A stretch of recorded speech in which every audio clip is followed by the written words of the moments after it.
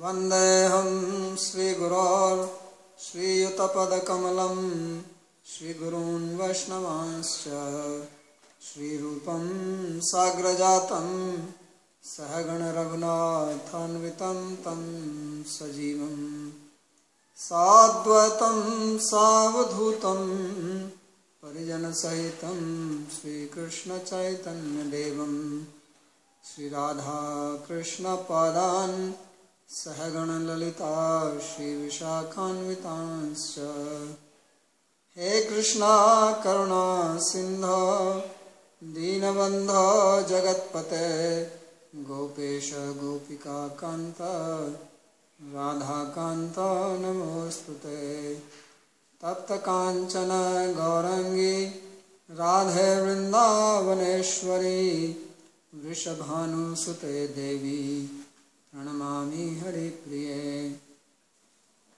नमो महावदान्याय कृष्ण प्रेम प्रदायिने कृष्णाय कृष्ण चैतन्य नामिने गौरत्विषे नमः पंचतत्वात्मकं कृष्णं भक्तरूपस्वरूपकं भक्तावतारं भक्ताख्यं नमामि भक्तशक्तिकं श्रीकृष्ण चैतन्य प्रभु नित्यानंदा श्री अद्वैत गदाधर श्रीवासदि गौर भक्तवृंद हरे कृष्णा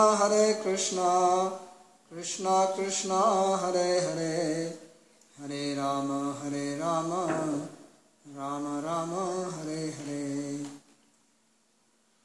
जन्माद्यस्य यतोऽन्वयादितरतश्चार्थसुभिज्ञस्वराट् तेने ब्रह्म हृदय आदि कवये मुह्यन्ति यत्सूरयः तेजो वारिमृदां यथा विनिमयो यत्र त्रिसर्गो मृषा धाम्ना स्वेन सदा निरस्तकुहकं सत्यं परं धीमहि नारायणं नमस्कृत्य नरं चैव नरोत्तमं देवीं सरस्वतीं व्यासं ततो जयमुदीरयेत् स्वस्ति अस्तु विश्वस्य खलः प्रसीदतां ध्यायन्तु भूतानि शिवं मिथो धिया मनश्च भद्रं भजतादधोक्षजे आवेश्यतां no मतिरप्यहेतुकी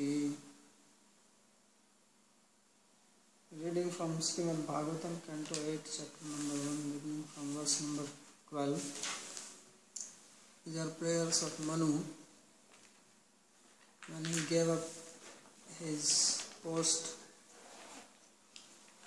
and retired to the forest along with his wife Shatarupa. So, this is Sukadeva Goswami answering King Parikshit's question about the various Manvantaras. So as I explained that one day of Brahma has 1000 Yuga cycles of Satyuga, Treta, Dwapara, Kali. And in one day there are 14 Manus. So at present this is the 7th Manu called Vaivashvata Manu. And 6 Manus have been passed till now. The first one was Swayambhu Manu. And we read about his history and history of his 2 sons and 3 daughters. So now he explained, he wanted to hear about the remaining Manus. So before he explains that, he said that Manu, he retired and then went to forest. So in the previous 3 verses, we read the prayers of Manu while he was meditating, standing on one leg. And he said that it is God who is making this universe function. It is He who makes this conscious. He is the one who pervades everything. And although He is witnessing everything, we don't see Him. He sees everything, everybody, all actions, but nobody sees Him. So He is the object to be known, He is the actual knowable. So now in this verse number 12 he says Nayasya adyantau madhye chashvaha paronantaram vaihi vishvasya muni yadyasmad vishvam chadaritam mahat. Says Nayasya adyantau madhyam cha, that he has no beginning, no end, and therefore no middle. So anything which is unlimited in expense cannot have a beginning or an end, and therefore there is no middle also. And swaparo antarbhi, for him there is nothing that this is mine and this is yours, because this division does not exist in him. This division is made by us, or this is inside him and that is outside him. So the idea is that there is no duality in him. These dualities are created by the human mind. Otherwise there is no duality. Because reality is only one, so there cannot be any duality. So we make dualities by our limited mind. So we see on one side, and then we say this is the front and this is the back. But one who sees the whole thing, for him there is no front and there is no back. We actually don't see the complete object. We only see one side. And when we only see one side, then there is other side which obviously remains unseen, then duality happens. So we always see anything in an incomplete manner. And therefore divisions happen. Something is known, something is unknown, something is perceived, other part is not perceived. So in case of God, there are no such divisions of beginning and end and middle, front or back, inside or outside, mine and yours. So that is the meaning of absolute reality. The reality which we perceive is always relative. But beyond this relative reality is the absolute reality. So Vishwasya Muni Yadi Asmat Vishvam Chatadritam. So all these objects which we are perceiving in this world, they are from him, and he is the universe, and he is also beyond it. He is the great, he is the supreme.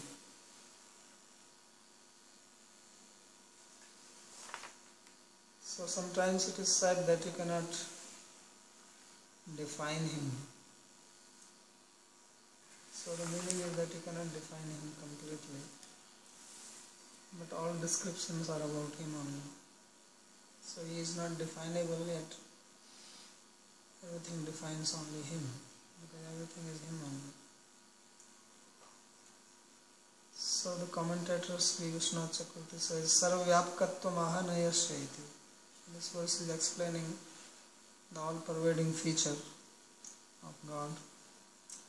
Amuni adyantadini. So all these objects which we see, they all have beginning and end, front and back, up and down. So they are also coming from him. Vishwasya asmad bhavanti. So they come from him, and Vishvam Chayat, and the universe is also him. Yadrupam ateva avyabhicharitvat. Therefore, because of existing everywhere, tatritam satyam mahat paripurna brahmati. So he is the truth,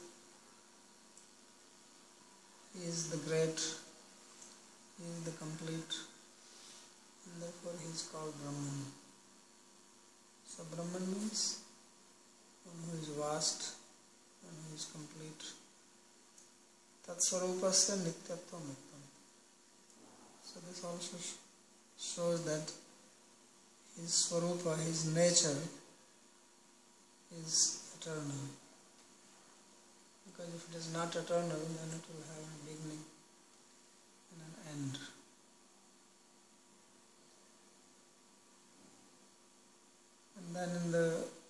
next verse he explains how he is the essence of everything. Sa Vishwakaya Puruhuta Ishaha Satyah Swayam Jyotirajah Puranaha Dhatyasya Janmadya Jayatma Shaktya Tam Vidyodasya Nirihaste. So he is called Vishwakaya. Kaya means body and Vishwa means universe. Vishwa also means everything. So everything is his body, or the universe is his body,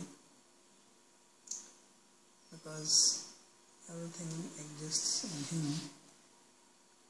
And Puruhuta, he has various names, not only one name, but actually he is called Sarvanam.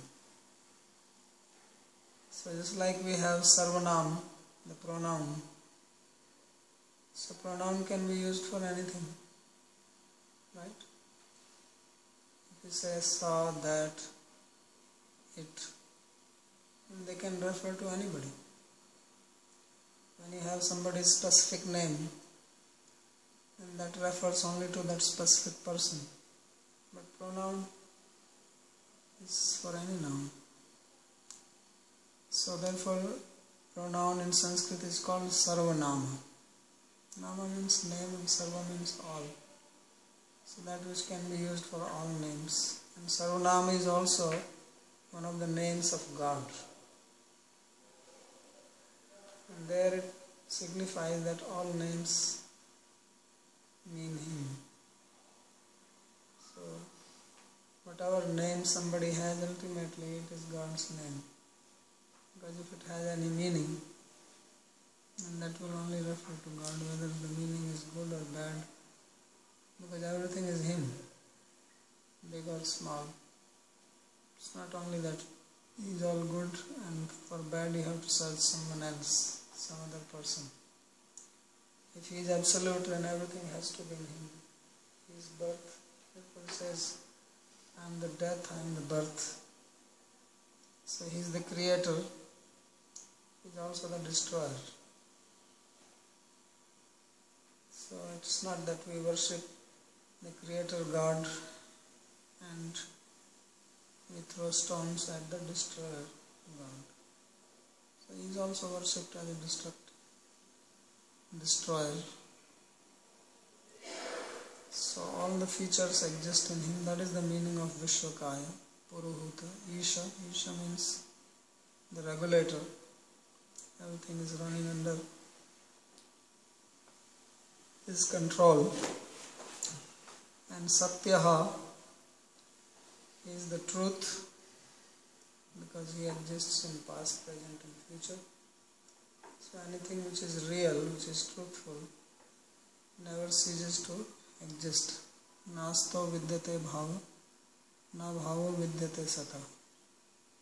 So that which is asat does not have existence, and that which is sat never has non-existence. So sat or satya is that which does not have its absence. It's always there. And then Swayam Jyoti. Swayam Jyoti means self-luminous. So the objects of this world which we see, they are not self-luminous. Therefore you need a light to see them. But if you want to see the sun, then you don't need torchlight, because sun is luminous. So like that, God is self-luminous, means you cannot know Him through the senses which we have. The senses cannot know Him. So if you want to know Him, then you know Him by Him only.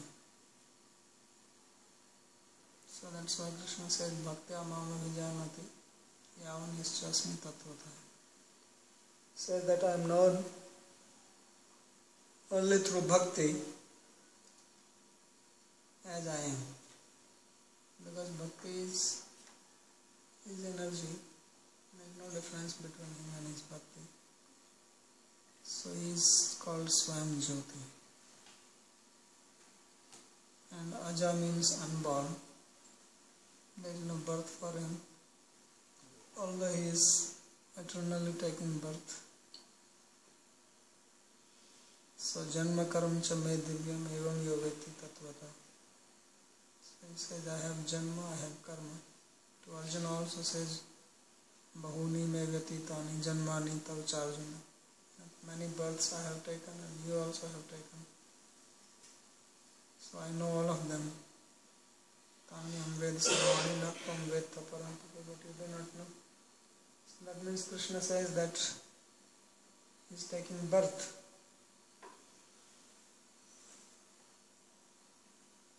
But he is also called birthless. So his taking birth is only manifestation, that he becomes manifest. He is not born like us, because he is eternal. God is eternal, so therefore there is no question of birth for him. And Purana means he is the oldest.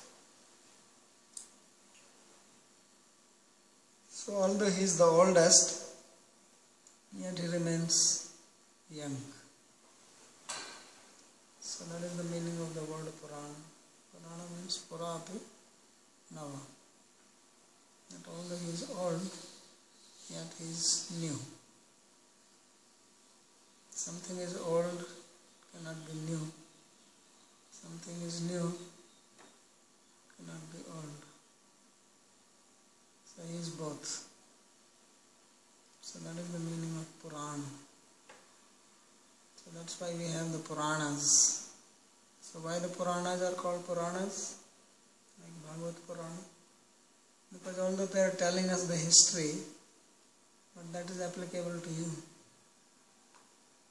What is being described here, this is Bhagavad Purana. It's happening in your life. Because this is the human psychology which is being explained. So it is always being enacted.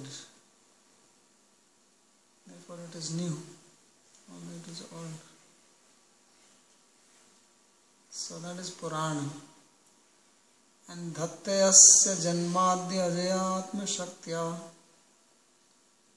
So Asya Janmadi Ajaya.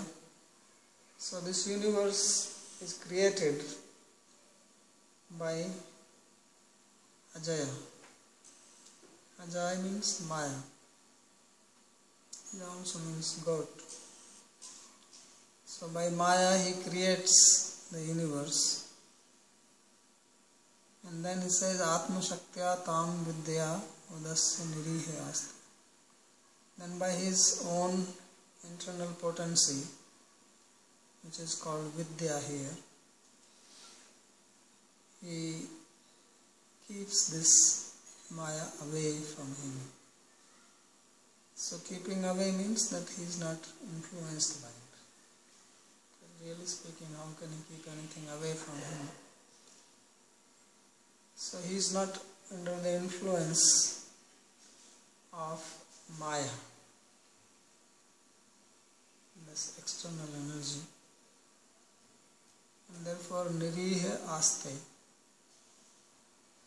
So he exists without any desires or without any action. So commentary, Sarvatmatva Mahasa iti. This verse explains how he is the Atma, the very life of everything.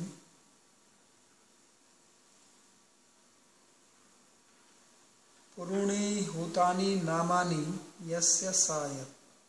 So Puruhuta means who has got many names. Yatra Vidya Vidyena Vidamo Vidya Vidyabhyam Bhinno Vidya Mayo Hiya Sakatham Vishayi Bhavati Iti Gopal Tapni Shruta. So in Gopal Tapni Upanishad it is mentioned that Vidya Vidya na Vidama. Vidya Vidyabhyam Bhinna. That he is different from vidya and avidya, knowledge and ignorance. And knowledge and ignorance do not know him, and yet he is called Vidyamaya. So our very nature is made of Vidya. So Vidya here means the Antaranga, internal. There are two types of Vidya, the internal and external, spiritual and material. So he is separate from material Vidya, but he is a manifestation of spiritual Vidya. And therefore, how can he be the object of our perception? Because our senses, they only know external objects. Paranchi khani Vyatranat swayambhu param pashyati na antaratma.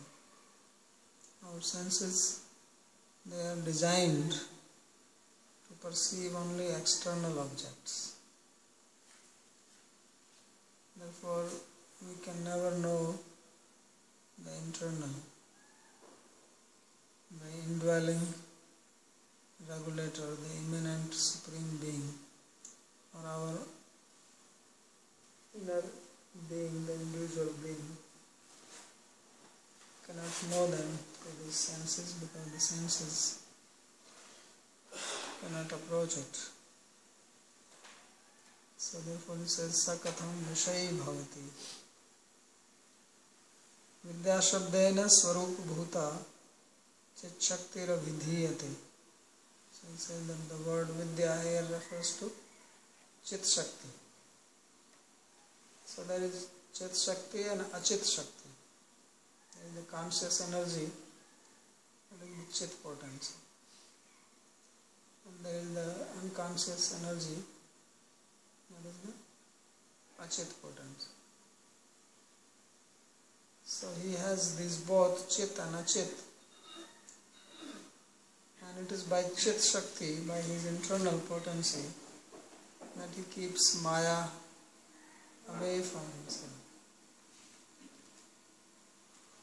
Maya cannot touch him.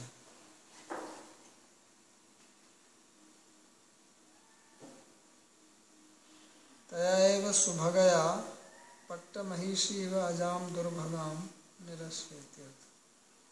So he gives the example. He says that this Chit Shakti is like the queen, and the external energy is called Aja, is like a goat. So he keeps this away from him. Taduktam mayam vidasya Chit Shaktya kevalye sthita atmani. So this is described in a statement made by Arjuna to Krishna. Says that by throwing away your Maya, by Chit Shakti, you remain situated in Kaivalya. So Kaivalya means spiritual consciousness. So means he is not situated in matter. And therefore, he does not have material consciousness. His awareness is about spiritual objects, spiritual creation, spiritual world. So, Kevalya Sthita Atmani. So that is also his Atma, his internal potency. That's where he is situated. So these are descriptions of God which are given by Manu in his prayer.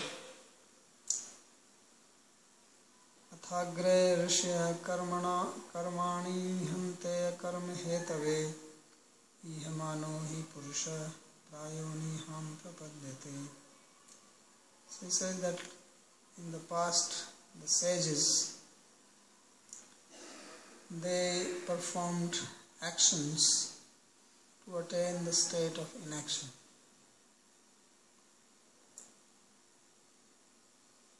So how can one attain the state of inaction? By performing action.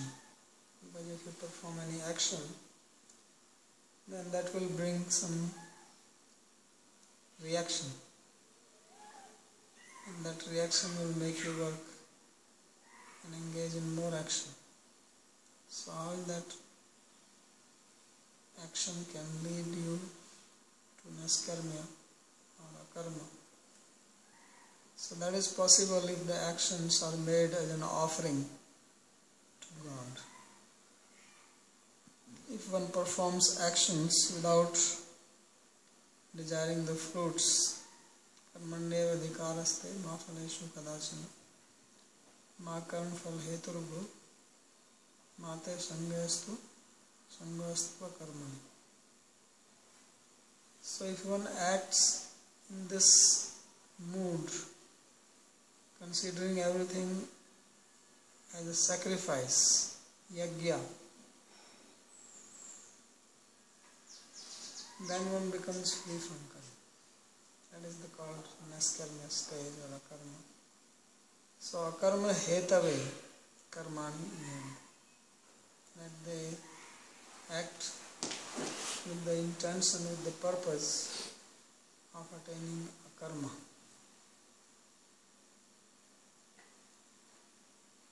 So this is how the sages act.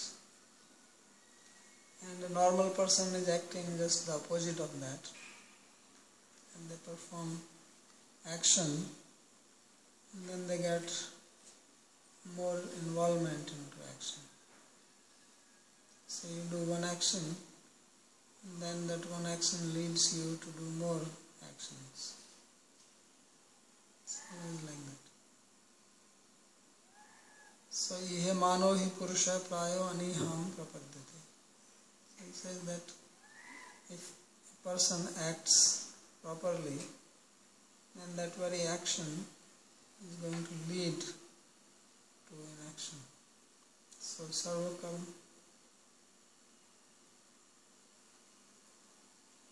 jnanam. So all the karma leads to knowledge. So if one engages in karma yoga,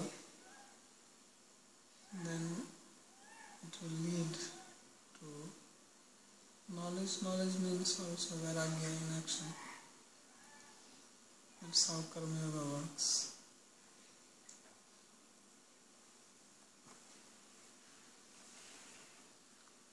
Evam tasya yogapatyeneva ihamanatvam anihamanatvam dhartum ashaknuvanto munayah kalabhedena api tatsvasmin sampadetum yatante ityah athret. So he says that God is such a person that he is simultaneously acting and also not acting.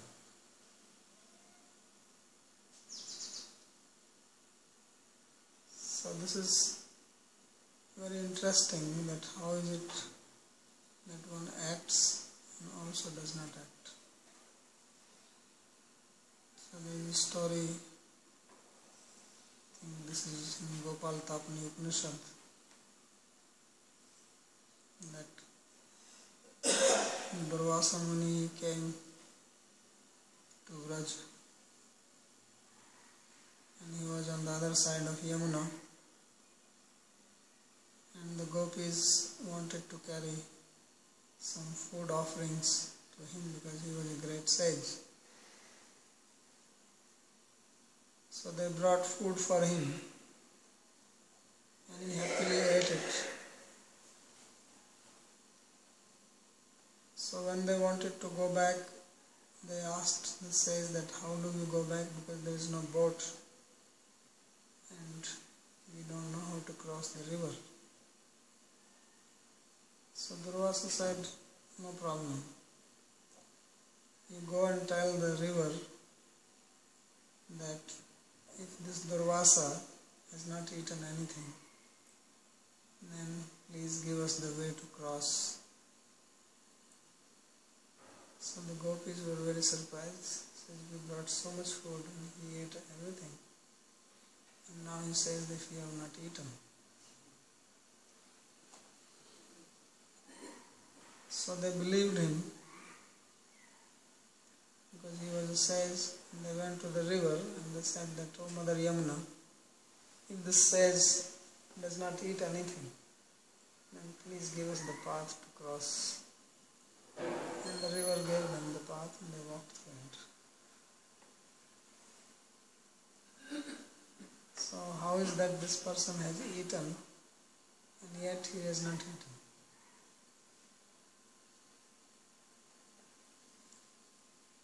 So this is because actually no one eats. Because when you eat, you are only identifying with the body and you think you are eating, but the food is only going into the body. Not that you as an Atma are eating it. So anyone who is not identifying with the body can say that I don't eat. It's only the body in which I am sitting which is eating. It's like you travel in the car and you put gas inside the car, then it's not going in you. Although you may say that I want to fill up. Right? You even say that I want to fill up. But you are not going to fill up yourself, you fill up the car. But you can speak like that. So we say that I ate. It's only the body. Because if you try to figure out who really ate, then you will not find anything who ate. It's like we studied few classes away that when you combine the parts to make a whole, then where does the whole exist? And then the result was that you cannot define where it is existing. And whether the whole is different from the parts or is it one with the part. Does it exist in the parts or separate from the part? You cannot answer this. So same is about eating. So he says that God simultaneously he acts and he does not act. Because he acts but he does not have the desire to enjoy the fruits of action. Namam karmani limpanti na me karm phalespriya. Because he is not attached to the fruits, therefore he remains free from action. Karmanya karmiya pashed karmani karmiya. One who sees action in inaction and inaction in action. So he is yogi. So sometimes when you are acting, you may not be acting. Even when you don't act, still the action is happening. Nahi kaschit shanamapi jato tishthate karam krita. So no one sits without doing anything even for a moment. So our svabhava, svabhavajena konte, the action happens born of our nature. But if we identify with that nature, then we become the doer. Otherwise we are not the doer. Yasya naham kritir bhavo buddhir yasya nalipyate hatvapi saiman lokan nahanti nandandita. One who does not have the ahankriti or the sense of doership and whose mind or intelligence is not implicated because of the result, desire for the result, then say that the person does not act. So that's why Krishna says one who thinks that he kills and one who thinks that he gets killed, then ubhautau na vijanati. Vijanati. Nahanti na chahanyate. Nobody is killed and nobody kills. So it is all because of our identification with the action and identification of course with the body that the sense of agency comes and then we get the result of the action. But because God is not like that, so he says Yogpadyenaiva ihamanatvam anihatvam.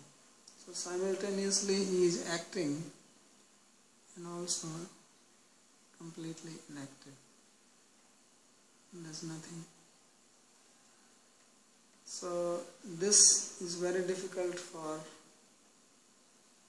us to understand because we have the nature of breaking things. We don't see anything in its completeness.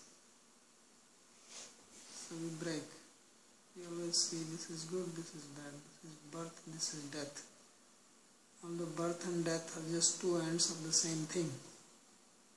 It's not that birth is different and death is different. Without birth there is no death.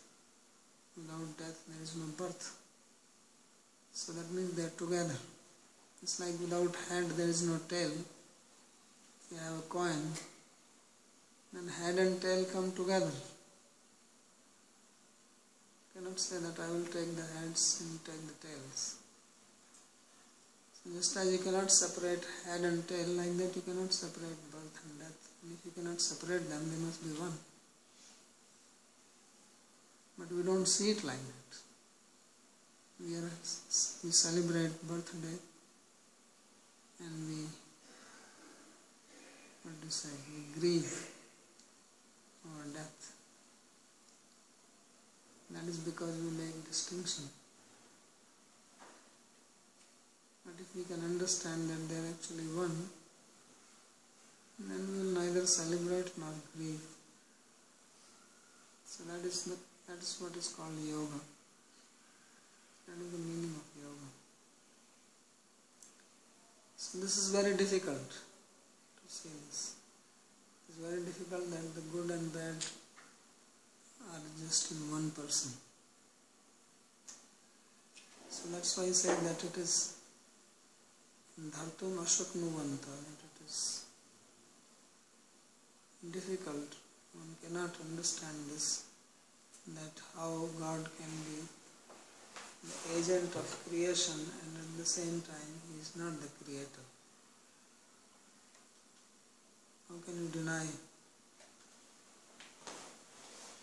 So, and this is simultaneously. It is not that how he creates, then he is the creator, after that he takes rest, then he is inactive. It says when he is creating, at that time itself he is not the creator. Same time. So he says in case of God, it is same time that he is agent and also inactive. The sages, they try to achieve the same thing, but with a difference of time. At first they act and then they achieve inactive state later on. So that's what says, Munayaha kala bhedena api tat swasmin sampadeyatum yatante. So he says that the sages, they try to achieve this state of action and inaction with a difference in time, and that is being described in this verse. Atha ataiva akarma hetave naskarmyartham. So they act so that they can come to the state of inaction. Antave iti pathe karma hananarthi. So in some books the reading is different, and there it is said akarma hantave and not hetave. Ihate bhagwan isho nahi tatra vishajyate atmalabhina purnartho nam siddhanti enutam. So Lord, he acts and he is never in grief. He is never sad. There is nothing which makes him distressful. Why is that? Atma labhina purnat. Because he is complete in himself. We as human beings, we always feel incompleteness within ourselves. we feel something is missing, and therefore we act to satisfy that need. So we have desires, and then when those desires are not fulfilled, then we grieve, or we may become dejected, visajja, or we become attached. So God, He performs action, but He does not become attached to the actions or the results of action. Nahi tatra visajjati. No attachment. So why is no attachment? Because we become attached only something which we don't have and we want to have it. And when you get it, then you are attached to that. But He is Atma Labhena Paripurna. Purnartha. He is completely full. He is perfect. Purnamada Purnamidam. So He is Purna. And if He is Purna, then how can He become attached to anything?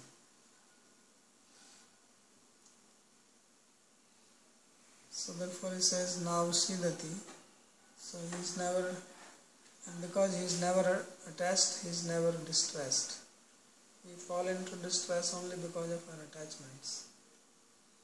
Whenever we have attachments, then sooner or later we are going to have some distressful situation. Because in the material world, our situations, our positions, our environment, it keeps on changing. It does not remain same all the time.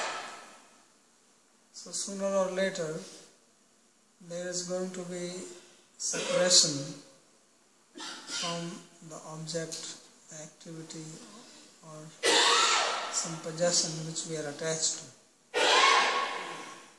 And when there is feeling of separation, then we become disturbed. So God, because He is full in Himself, then He is not attached.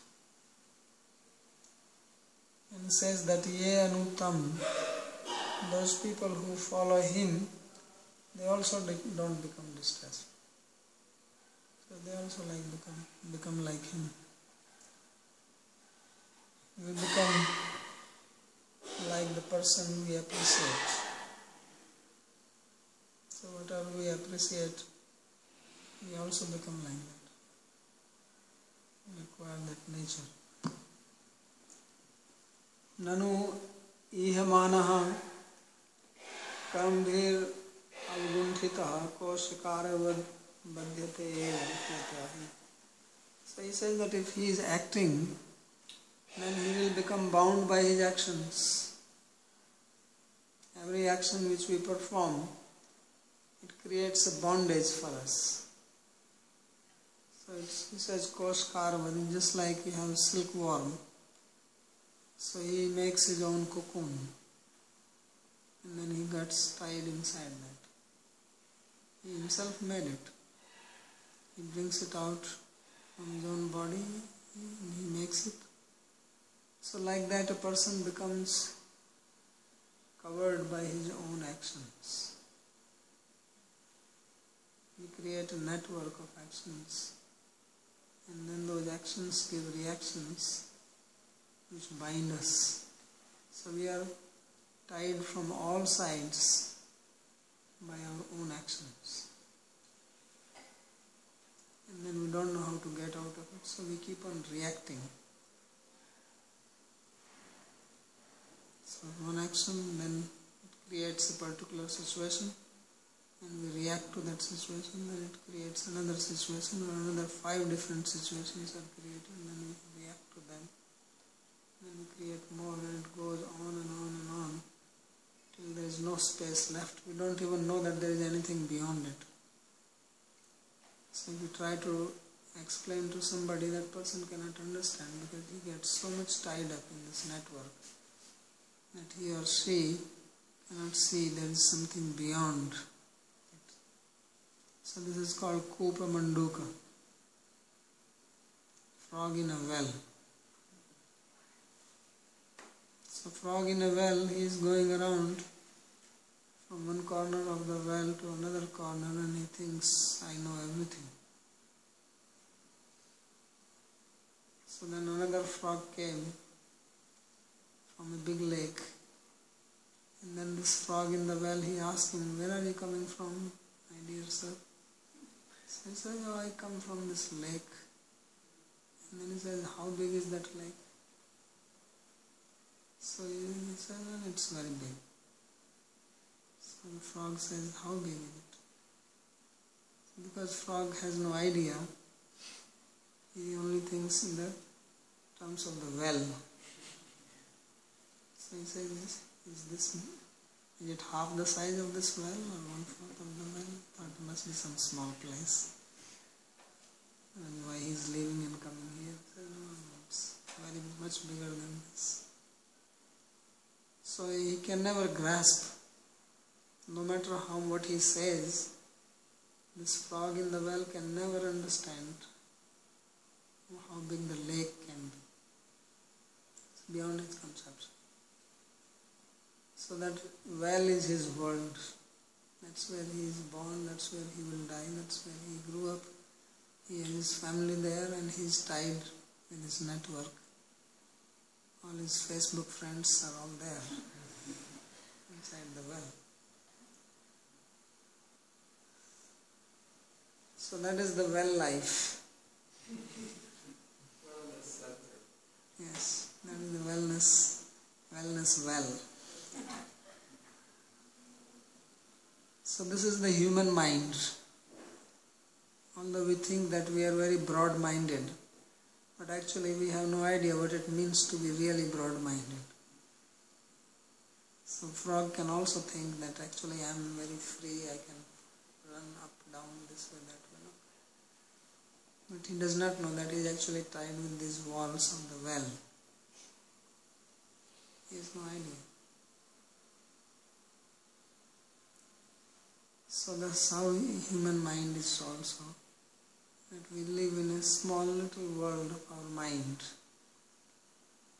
which is like a cocoon. And we just rotate in that. We have a little family circle and little desires. And we keep on fluctuating in that from one to another. And we think we are very great. So this is called koshakara. Kosha means cocoon. Kara means one who makes.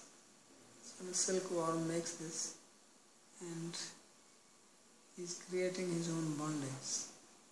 So nobody has bound us. We have created our own bondage and we have to work to get rid of it.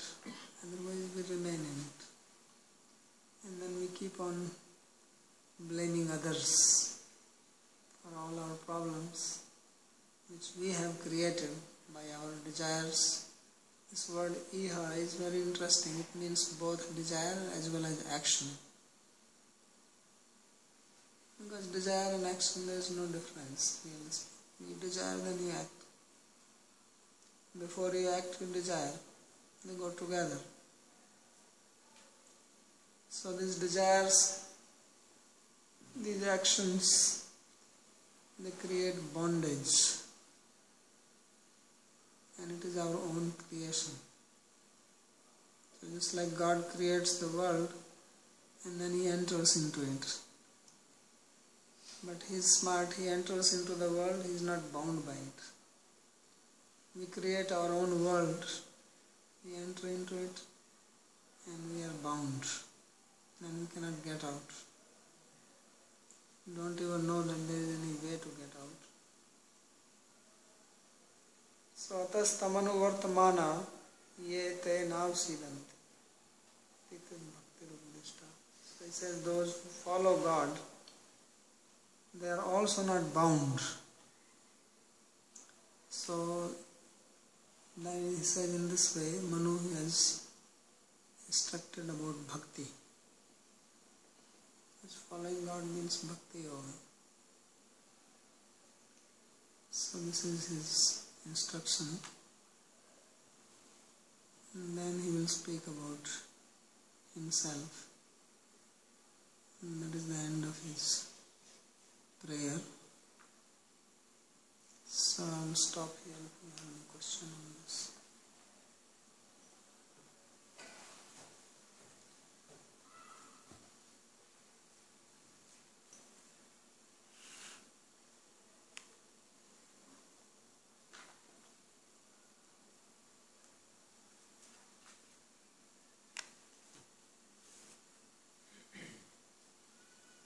ठीक है.